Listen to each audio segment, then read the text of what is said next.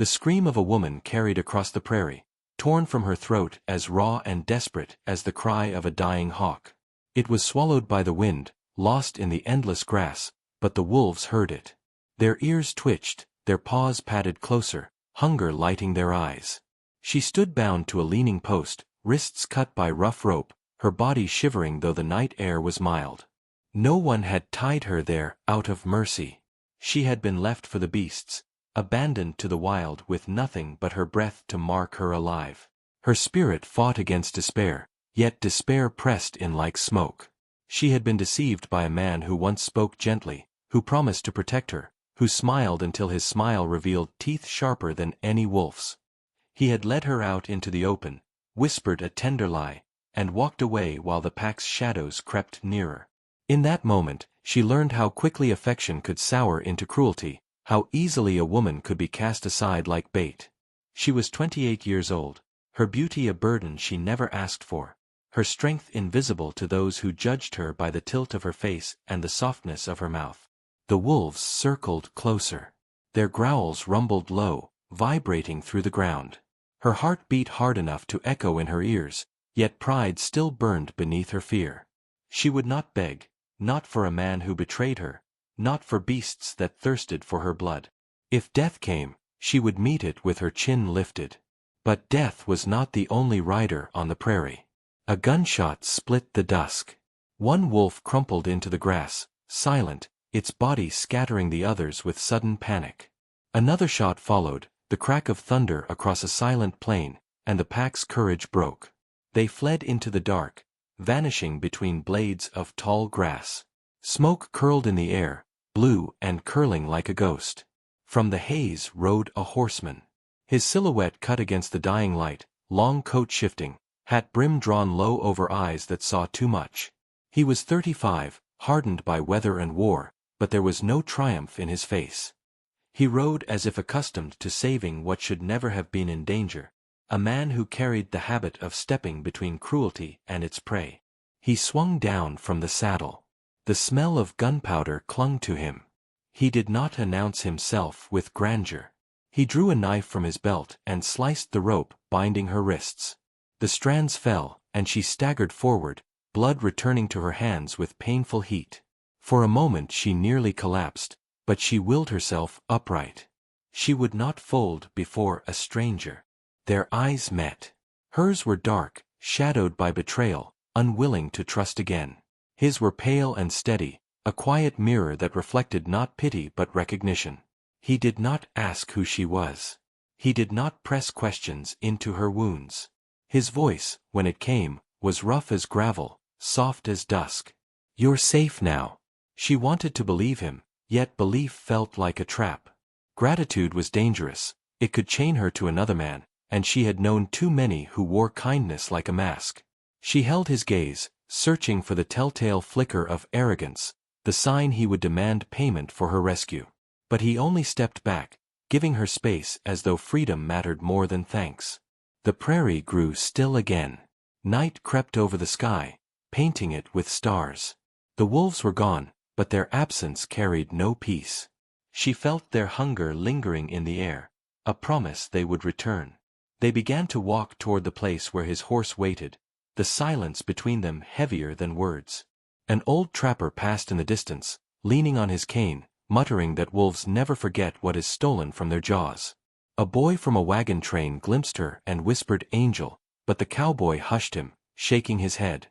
"She is no angel," his silence seemed to say. "She is a woman, and women bleed." Hours passed beneath the weight of stars. She followed the sound of his boots across the grass, her wrists raw, her spirit bruised but unbroken. At last, unable to bear the quiet, she asked why. "Why save me, stranger?" He did not look at her, only kept walking, his voice low, as if speaking more to the earth than to her. "Because no one belongs to wolves." She stopped. The words sank into her chest, lodging deep where old wounds festered. For the first time in years, she felt something stir that was not fear, not shame, not rage. It was fragile, almost unbearable. Hope. Yet she did not know whether to cradle it or crush it. And as the wind swept cold across the prairie, She realized she had been rescued from teeth and claw, but not from the question that haunted her. What kind of man had she been given to now? The night did not stay merciful. Just before dawn, the wolves returned, their howls breaking the silence like glass shattering across the plain. She woke with a start, breath snatched from her chest, and for an instant the nightmare felt unchanged, as if she were still tied to the post, still abandoned as prey. But she was not alone this time. The cowboy was already standing, revolver raised, eyes trained on the ridge where the shapes moved against the paling sky. They came in greater number now, shadows slinking low, testing the courage of man and horse. Hunger had not forgotten. The prairie was wide, but nowhere was far enough to hide from creatures that could smell fear like blood. She gripped his arm before she could stop herself, and he did not shake her hand away. He only shifted his stance, grounding himself as if ready to fight for both their lives. The first wolf lunged, teeth flashing white. The shot rang out, the air split, and the beast crumpled. The others wavered, circling, snarling, eyes burning green in the half-light. The horse reared, the ground shook, yet the cowboy's calm did not break. He fired again, then lowered the gun, smoke drifting from the barrel like breath in winter. His bullets were not endless, and he knew it. She knew it too. Her chest heaved, but not only from fear. Something inside her flared, something that had lain dormant beneath years of silence and resignation. Without thinking, she pulled the scarf from around his neck and tied it to her wrist, the red fabric glowing faint in the dawn. She stepped closer to him, her voice hushed but steady. "I will not stand as prey again." He looked at her then, really looked, as if seeing not the fragile figure bound to the post the night before, but a woman who still carried fire in her bones. A faint nod passed between them, an unspoken vow. The wolves sensed it too, as though the balance had shifted, as though their hunger had been met not with weakness but with defiance. Slowly, reluctantly, they slipped back into the tall grass, melting into the horizon, leaving only silence in their wake. The silence was heavy, filled with the beat of two hearts that had fought the night together. She lowered her hand from his arm, but the warmth lingered. He holstered the revolver, exhaling as though he had been holding his breath for years. For the first time, she wondered what ghosts rode behind his eyes, what grief had shaped the set of his jaw and the slow, deliberate way he spoke. When the sun finally rose, they mounted the horse and rode toward the distant line of hills.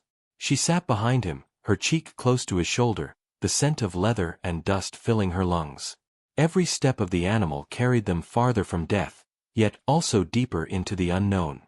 She told herself not to trust, not to hope, but the rhythm of the ride lulled her, and against her will, she began to speak. Her words came halting at first, then with gathering force.